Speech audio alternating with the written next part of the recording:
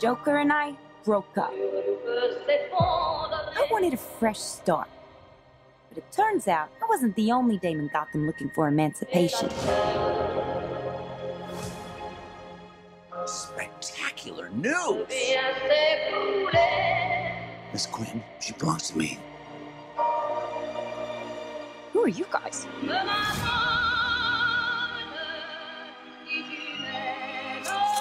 Here's the deal, Quinn. You need me! You did not disappoint at all. I want to hear when, you were first pitching yourself to direct this film. Talk to me about what that experience was like. I just went in thinking, like, this is an amazing opportunity. I love the script. It's something that I just really related to tonally. It was something that I love. I had a similar sense of humor to the script.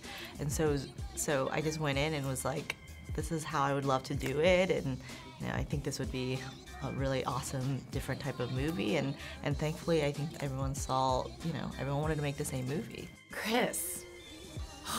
You were so evil.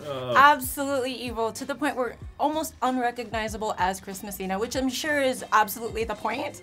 How much fun was this, playing this role for you? It was so, but thanks for saying that. It was a blast. I've gotten cast as a lot of nice guys, so it was fun to get to do something else. Like seething, yeah. You could just feel the anger coming off of you. Oh, that's awesome. Yeah, Victor's a great part, and playing a villain is so fun because there's really no right or wrong. It's very freeing as an actor to get to do something like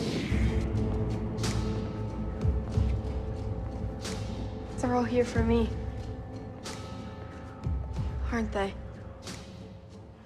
No. They're not? No, they're not. Do you know what that means? That means he's not just after the kid anymore. He's after all of us. Margot, I have to ask, as a producer, I'm sure that you saw so many different actresses for Cassandra Cain.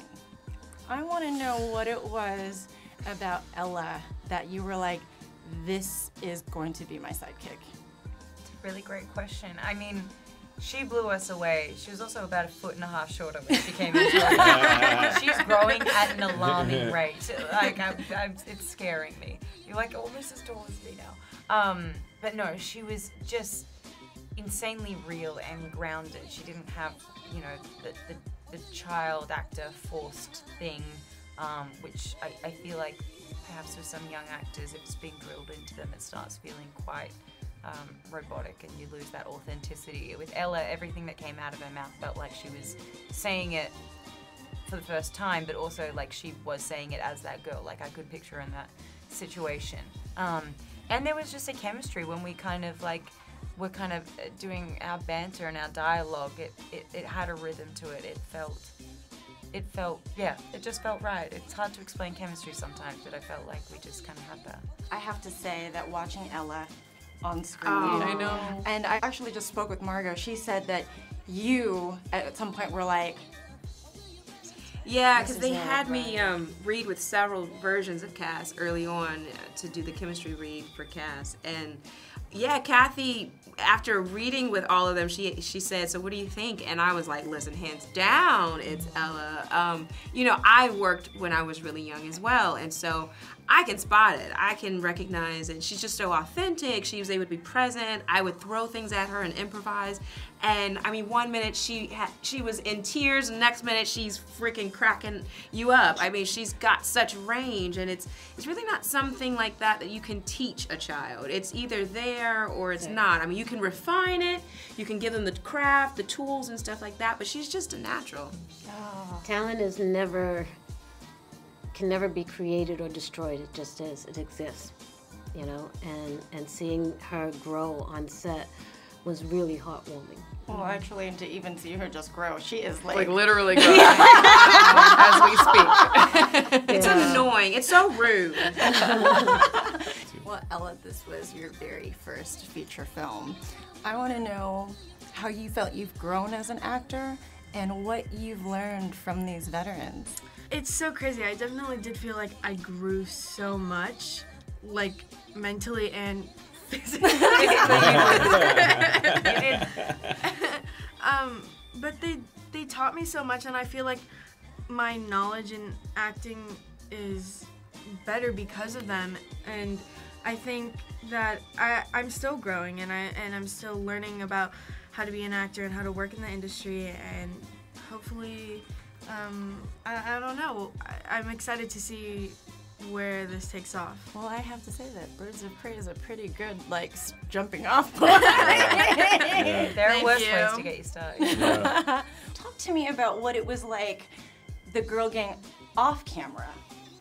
I mean, was it just, I was talking to Cathy, and she's like, she made sure that she casted women.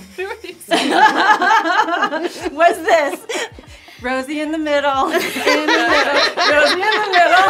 Whenever there's fun, Rosie's right in the center. Yes, Really? Rosie's in the center, She's the absolutely. instigator of that fun. We just She's all kind the of wanted to gather quiet around one. Rosie all the time. I know. Tell us more stories, Rosie. Can we come on your couch and cry? Can you make us a really good alcoholic drink? Like in her trailer after a long day. I mean, yeah. I think our, like, I guess the difference off screen is it was much more kind of like, I don't know, I want to say like lovey-dovey, but it was like this soft thing that we all have with each other, supportive. Whereas on screen, they're still a little bit, at least when they first meet each other, it's like they're not so sure. 'Cause they're still there's so an strangers. Edge, there's an Yeah. edge to it. There was no edge to our interactions. It was like, you know, it was just love from the beginning. Well, you guys, big hearts. I loved it. Birds of Prey, go see it February 7th. I'm KIYRA LYNN with Hollywood First Look Features. You guys are badass. Thank Thank you. you. You blow up fuse, devil God's news. So what's the use?